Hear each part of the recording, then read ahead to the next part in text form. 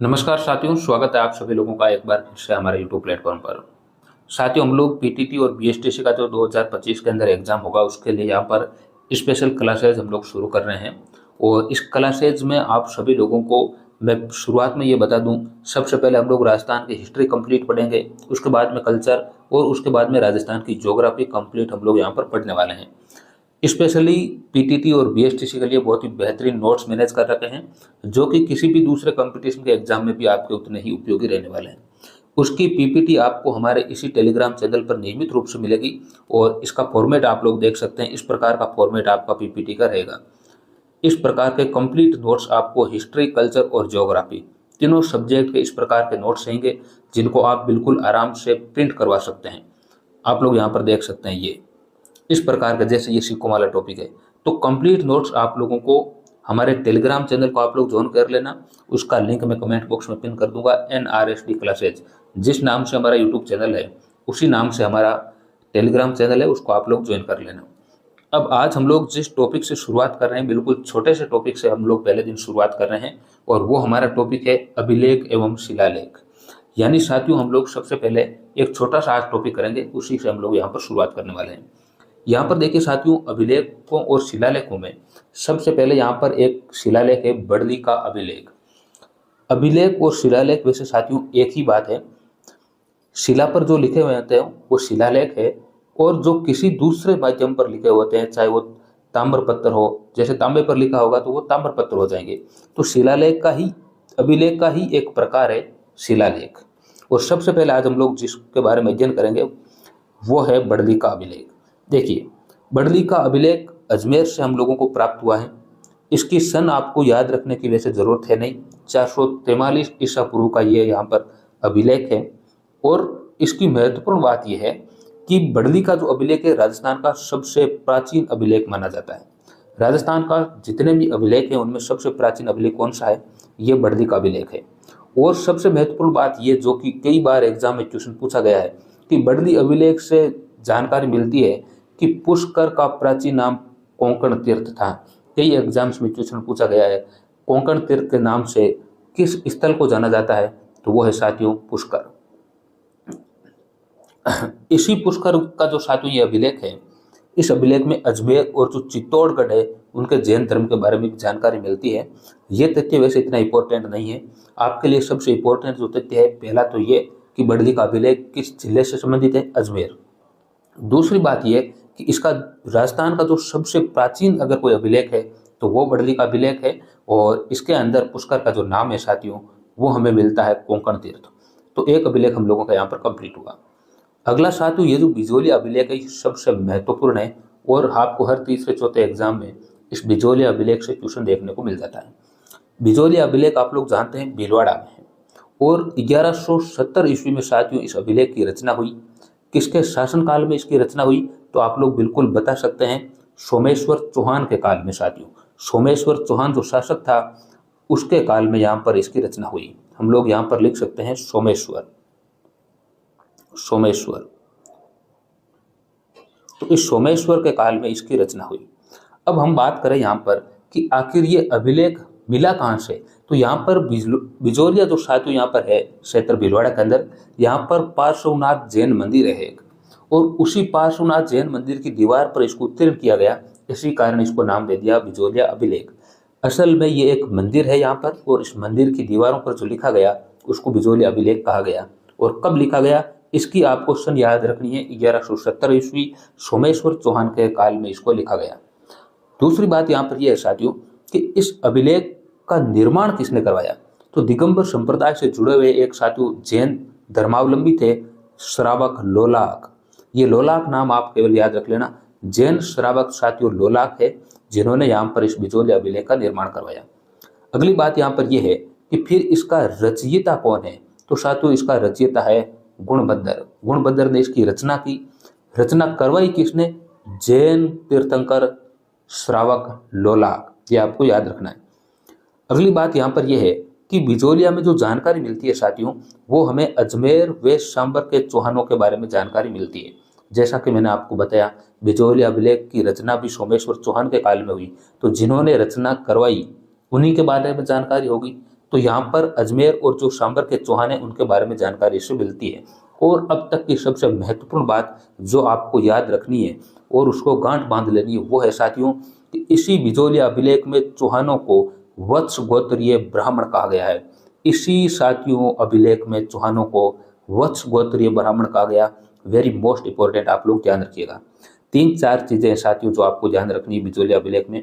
पहली ये कि ये किस क्षेत्र में, भीलवाड़ा में है, 1170 ईस्वी का है, सोमेश्वर चौहान के काल में रचना हुई। एक जैन मंदिर है जिसके अंदर ये उसकी दीवारों पर उत्कीर्ण किया गया है। किसने निर्माण करवाया? तो जैन श्रावक लोलाप ने निर्माण करवाया। रचयिता कौन? गुणपद्दर। और किनके बारे में जानकारी मिलती है? तो अजमेर और सांबर के चौहानों के बारे में जानकारी मिलती है। और सबसे महत्वपूर्ण मैंने आपको बताया बिजोलिया अभिलेख में ही चौहानों को वत्स गोत्रीय ब्राह्मण कहा गया। ये वेरी मोस्ट इंपॉर्टेंट है।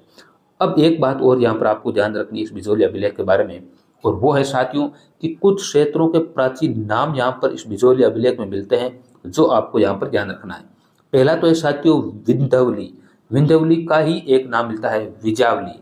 देखिए, विंध्यवली कह दीजिए या फिर विजावली कह दीजिए, ये दोनों ही प्राचीन नाम जो है वो इसी अभिलेख में मिलते हैं, विंध्यवली और विजावली। किसके? बिजोलिया के। इसके अलावा एक क्षेत्र है साथियों शाकंभरी। शाकंभरी किसका प्राचीन नाम है? सांबर का प्राचीन नाम है। दिल्ली का किसका प्राचीन नाम है? तो दिल्ली का दिल्ली का प्राचीन नाम है। इसी प्रकार श्रीमाल जो है वो भीनमाल का प्राचीन नाम है। और जबालीपुर जालोर का प्राचीन नाम है। ये 4-5 आपको प्राचीन नाम याद रखने हैं जो कि इस अभिलेख के अंदर लिखे गए हैं। और बार बार यहाँ से एग्जाम्स में क्वेश्चन पूछा भी गया है, पहले भी पूछा गया है और आगे भी आप लोगों के पूछने की यहाँ पर संभावना रहती है। तो ये महत्वपूर्ण बात आपको बिजोलिया अभिलेख के बारे में ध्यान रखनी है। तीसरा साथियों अभिलेख है नांदशाह अभिलेख। ये देखिए यहाँ पर नांदशाह अभिलेख, जिसकी डिटेल अगली स्लाइड पर आप लोगों को यहाँ पर रहने वाली है। ये देखिए आप लोग नांदशाह अभिलेख साथियों, आप यहाँ पर आप लोग देख लीजिए। नांदशाह अभिलेख भी साथियों किस जिले से प्राप्त हुआ है? भीलवाड़ा से आपको प्राप्त हुआ है। अब नांदशाह अभिलेख की जो भाषा है वो कौन सी है? भाषा है साथियों प्राकृत भाषा में ये लिखित स्तंभ लेख है। प्राकृत भाषा में लिखा गया है साथियों, आपको यहाँ पर ध्यान रखना है। नांदशाह अभिलेख तालाब के बीचों बीच स्थित है। ऐसा अभिलेख जिसे गर्मी के दिनों में ही पढ़ा जा सकता है। साथियों ऐसा अभिलेख जो केवल और केवल गर्मी में ही पढ़ा जा सकता है, कौन सा है? नांदशाह अभिलेख है साथियों। कहाँ से प्राप्त हुआ है? भीलवाड़ा से। आपको महत्वपूर्ण इसके बारे में ये क्षेत्र ध्यान रखना है, ज्यादातर यही पूछा गया है इसके बारे में कि नांदशाह यूप स्तंभ लेख कहाँ से प्राप्त हुआ है? तो साथियों भीलवाड़ा से प्राप्त हुआ है। भाषा कौन सी है? तो संस्कृत भाषा है। काम हो जाएगा आपका। अगली हम लोग यहाँ पर तथ्य की बात करते हैं जो कि चीखे का अभिलेख है। और चीखे का अभिलेख कहाँ से प्राप्त हुआ है साथियों? उदयपुर से प्राप्त हुआ है। सन याद रखने की आपको जरूरत यहाँ पर भी नहीं है। बिजोलिया की सन याद रखनी 1170 ईस्वी। इसके अलावा मैं आपको बता दूंगा कहाँ कहाँ पर आपको सन याद रखनी है। चीखे का अभिलेख साथियों उदयपुर में आपको प्राप्त हुआ है। और इसके बारे में जो किसके बारे में जानकारी मिलती है ये आप याद रख लेना, बप्पा रावल। इसके अलावा इसमें कोई भी चीज आपको याद रखने की जरूरत नहीं है। चीखे का अभिलेख उदयपुर से प्राप्त हुआ है और बप्पा रावल के बारे में जानकारी मिलती है।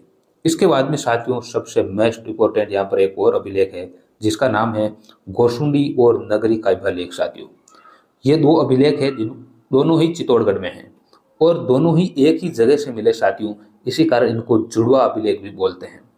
तो कौन से दो अभिलेख साथियों जुड़वा अभिलेख के नाम से जाने जाते हैं? एक गोसुंडी का अभिलेख है और एक साथियों यहाँ पर नगरी का अभिलेख है। दोनों चित्तौड़गढ़ से प्राप्त हुए हैं। सन आपको याद रखने की जरूरत यहाँ पर भी नहीं है। बात करें साथियों राजस्थान में सबसे पहले अश्वमेध यज्ञ की अगर जानकारी मिलती है तो वो अभिलेख भी कौन सा? आपका गोसुंडी का अभिलेख है, जिसमें सबसे पहले अश्वमेध यज्ञ कराने की यहाँ पर जानकारी मिलती है। इसके अलावा साथियों आपको जो ध्यान रखना है वो ये है कि इसकी भाषा तो संस्कृत है लेकिन लिपि कौन सी है साथियों? ब्राह्मणी लिपि है। भाषा और लिपि में साथियों किसी भी प्रकार का कंफ्यूजन नहीं होना चाहिए आपके, क्योंकि आप लोग जानते हैं कि जो भाषा है और लिपि साथियों दोनों अलग अलग तथ्य हैं।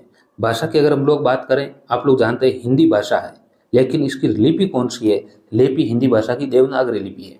तो ठीक इसी प्रकार से यहाँ पर गोसुंडी और नगरी अभिलेखों की भाषा तो संस्कृत है साथियों, लेकिन लिपि कौन सी है? ब्राह्मणी लिपि है। ये आपको ध्यान में रखना है। अब बात करें साथियों अगर आगे, तो यहाँ पर वर्तमान में ये कहाँ पर है? उदयपुर संग्रहालय साथियों, उदयपुर संग्रहालय में वर्तमान में ये संरक्षित है, यहाँ पर इनको रखा गया है। अब देखिए, यहाँ पर आपको कौशुंबी और नगरी में 2-3 बातें ध्यान रखनी है। पहले तो स्थान ध्यान रखना है, उसके बाद में जुड़वा अभिलेख है और अश्वमेध यज्ञ की सबसे पहले यहाँ पर जानकारी मिलती है, और भाषा और लिपि ध्यान में रखना है। और कहाँ पर है? उदयपुर संग्रहालय में। यह आपके लिए महत्वपूर्ण बातें यहाँ पर हो गई।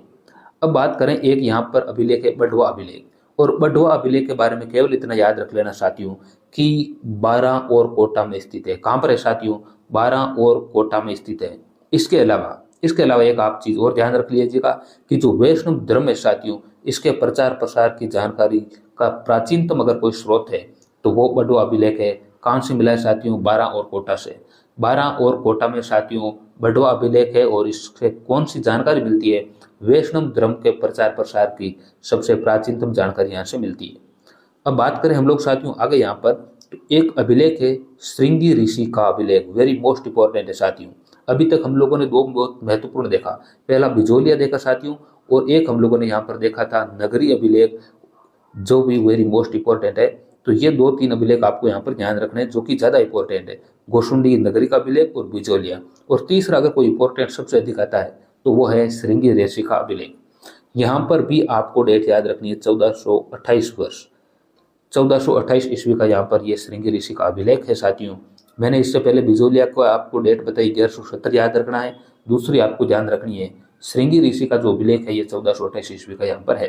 कहाँ से प्राप्त हुआ साथियों? उदयपुर से प्राप्त हुआ है। अगली बात यहाँ पर यह ध्यान रखिए आपको कि आदिवासियों की जानकारी से संबंधित कोई अभिलेख है तो वो कौन सा है? श्रृंगी ऋषि का अभिलेख है साथियों। और कहाँ पर है? तो एकलिंग नाथ जी का जो मंदिर है वहां पर साथियों स्थित है। कौन सा अभिलेख? श्रृंगी ऋषि का अभिलेख। और इसका निर्माण मोगल के समय हुआ, और निर्माण करवाने वाला कौन? बाकी विलास योगेश्वर। 2-3 बातें साथियों, ज्यादा कोई बातें यहाँ पर है नहीं जो आपको समझ में ना आए। पहली बात तो श्रृंगी ऋषि का अभिलेख श्रृंगी ऋषि का अभिलेख है कहाँ पर? उदयपुर में। 1428 ईस्वी याद रख लेनी है। काल आपको याद रखना है मोगल का है, और लिखने वाला कौन है? योगेश्वर। अच्छा, आदिवासियों से संबंधित कोई जानकारी देने वाला अभिलेख है। अब आदिवासी क्षेत्र में है, उदयपुर जिले में है, तो आदिवासियों के बारे में जानकारी तो देगा ही देगा। और किस मंदिर? तो एकलिंग नाथ जी के मंदिर के पास स्थित है। एकलिंग नाथ जी का मंदिर भी साथियों उदयपुर में है, और एकलिंग नाथ जी के मंदिर का निर्माण करवाया था आप लोग जानते हैं बप्पा रावल ने। तो बप्पा रावल पहले शासक हुए, उनके बाद काफी राणा लाखा के पुत्र हुए मोगल। तो मोगल ने यहाँ पर श्रृंगी ऋषि के अभिलेख का निर्माण करवाया। कहाँ पर? यहाँ पर एकलिंग जी का जो मंदिर है वहां पर। अगला जो अभिलेख है साथियों वो है मानमोरी का अभिलेख। ये भी वेरी मोस्ट इंपॉर्टेंट है साथियों, चित्तौड़गढ़ के अंदर है। पहली बात तो आपको ध्यान रखनी है। इसके बाद आपको ध्यान रखना है यहाँ पर भी 713 ईस्वी आपको ध्यान रखना है।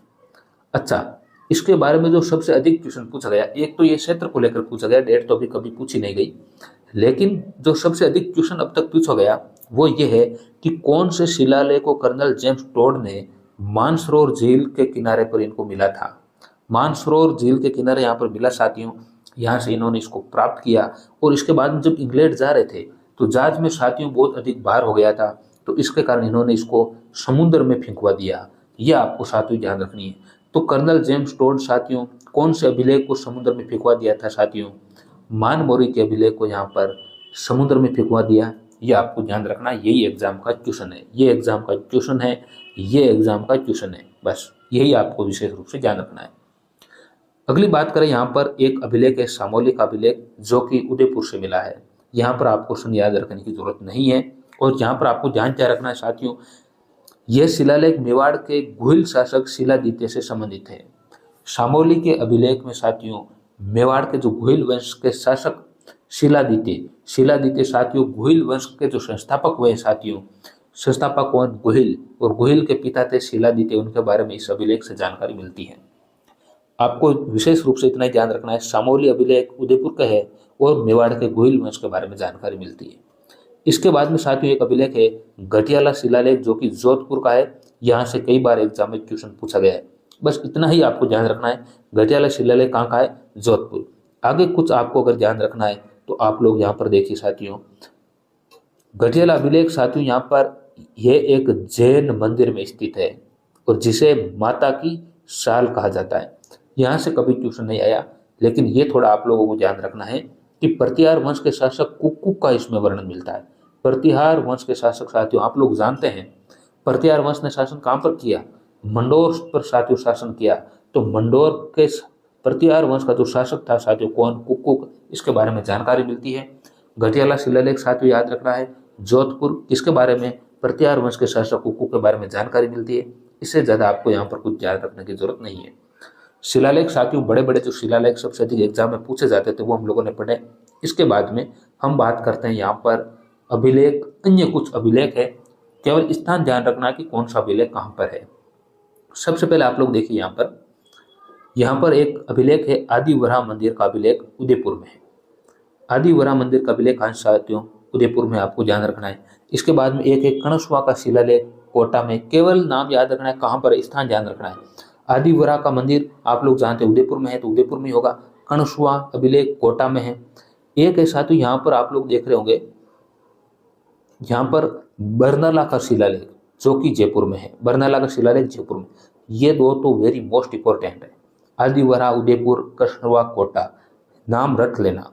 इसके बाद में एक बरनाला है उदय जयपुर में, गंगधार शिलालेख झालावाड़ में, अपराजित का अभिलेख नागदा में। ये मोरी मोस्ट इंपॉर्टेंट साथियों बर्मर माता का अभिलेख, जिनको मैं यहाँ पर आपको अलग यहाँ पर मैं कर देता हूँ, यहाँ पर इनको चिन्हित कर देता हूँ। दो तो वेरी मोस्ट इंपॉर्टेंट ये है आदि वराह और कणसुआ। इसके अलावा एक ये है बर्मर माता का अभिलेख चित्तौड़गढ़ में। विजय स्तंभ लेख तो आप लोग जानते हैं भरतपुर में।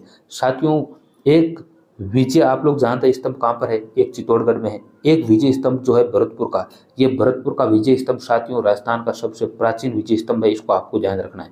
तो विजय स्तंभ भरतपुर में, राजस्थान का सबसे प्राचीन अगर कोई विजय स्तंभ है तो वो कौन सा है, भरतपुर का है। एक चाटसू का शिलालेख जयपुर में है, शाणेश्वर उदयपुर में है, बीटू का शिलालेख पाली में है, और एक यहाँ पर लिख रखा है रसिया की छतरी चित्तौड़गढ़ में है। पाणाहेड़ा का शिलालेख बांसवाड़ा में है। अचलेश्वर शिलालेख साथियों ये आबू में है। खजूरी गांव का कोटा में है। सारण का लेख सोजत में है। सिवाना अभिलेख बाड़मेर में है। समेश्वर ये समिदेश्वर आप लोग जानते हैं, समिदेश्वर अभिलेख चित्तौड़गढ़, मोगल ने स्थापित करवाया था इसको भी, लेकिन इसके बारे में ट्यूशन मंदिरों में पूछा जाता है कि समिदेश्वर मंदिर का निर्माण या पुनरुद्धार किसने करवाया, तो वहां पर हम लोग मोगल को पढ़ते हैं, तो इसका मंदिरों से संबंधित ट्यूशन आता है। ये मोस्ट इंपॉर्टेंट है आपका जामा मस्जिद अभिलेख भरतपुर। जामा मस्जिद अभिलेख कहाँ पर है, भरतपुर में, और जामी मस्जिद अभिलेख कहाँ पर है, मेड़ता में। और यहाँ पर एक आपको ध्यान रखना है सैयद हुसैन शाह की दरगाह तारागढ़। सैयद हुसैन शाह की दरगाह कहाँ है साथियों, तारागढ़ में है। इन चीज़ों को आपको यहाँ पर रट के याद रख लेना है, जिनको मैंने चिन्हित किया है ये स्थान आपको ध्यान रखना है। एक बार फिर से देख सकते हैं, आदि वराह का शिलालेख उदयपुर में है, कणसुआ का कोटा में है, बर्मर माता का चित्तौड़गढ़ में है, और इसके अलावा अचलेश्वर का लेख आबू में है, समिदेश्वर चित्तौड़गढ़ में है, जामा मस्जिद भरतपुर में है, जामी मस्जिद मेड़ता में है, और सैयद हुसैन शाह की दरगाह तारागढ़ में है। अब कुछ हम लोग यहाँ पर इनके क्वेश्चंस देखते हैं जो कि हम लोगों के लिए इंपॉर्टेंट है वन लाइनर के रूप में। देखिए, मेवाड़ के भर्तृहरि द्वितीय का नाम शासक का उल्लेख मिलता है, यानी मेवाड़ के भर्तृहरि द्वितीय नामक शासक का उल्लेख मिलता है आदि वराह के शिलालेख में। मौर्य वंश शासक धवल का उल्लेख मिलता है कहाँ पर, कणसुआ के अभिलेख में। या आप वन लाइनर के रूप में इनको पढ़ लेना। वैसे यहाँ से क्वेश्चन ज़्यादा पूछे नहीं जाते, जो एग्जाम में इंपॉर्टेंट था वो मैंने करवा दिया, लेकिन कुछ एक्स्ट्रा कंटेंट है उसको मैंने यहाँ पर वन लाइनर के रूप में लिखा है। बरनाला का अभिलेख एक संग्रहालय के बारे में है, यहाँ पर इसमें कोई महत्वपूर्ण बात है नहीं, जो केवल इंपॉर्टेंट है उसी पर हम लोग चर्चा करते हैं। देखिए, यहाँ पर कोई इंपॉर्टेंट नहीं है। और ये आप लोग देख सकते हैं कि राजस्थान में सबसे प्राचीन जो फारसी अभिलेख है वो है 2.5 दिन का झोंपड़ा जो मस्जिद है साथियों अजमेर में, उसमें। बाकी यहाँ पर कोई इंपॉर्टेंट अगर हम लोग देखें यहाँ पर और नहीं, यहाँ पर इसके अलावा कोई आपके ऐसा नहीं है कि जिसके बारे में। एक ये ध्यान रख सकते हैं कि चंद्रसेन की प्रतिमा, घोड़े पर सवार चंद्रसेन की प्रतिमा कहाँ है, सारण पाली में, ये आप लोग ध्यान रख सकते हैं। बाकी इनके वन लाइनर में यहाँ पर कोई इतने खास है नहीं, एक्स्ट्रा कंटेंट के रूप में वन लाइनर को हम लोगों ने यहाँ पर शामिल किया। तो ये साथियों आज हमारी पहली क्लास थी, जो कि विशेष रूप से हम लोगों ने ये क्लासेज शुरू की है बीएसटीसी के स्टूडेंट के लिए। तो साथियों आप लोग इस चैनल से जुड़ सकते हैं, जिस पर आपको राजस्थान से संबंधित विभिन्न प्रतियोगी परीक्षाओं की तैयारी करवाई जाती है। और अभी हम लोग विशेष रूप से बीएसटीसी और पीटीटी स्पेशल यहाँ पर क्लासेज शुरू कर रहे हैं। बहुत बहुत धन्यवाद।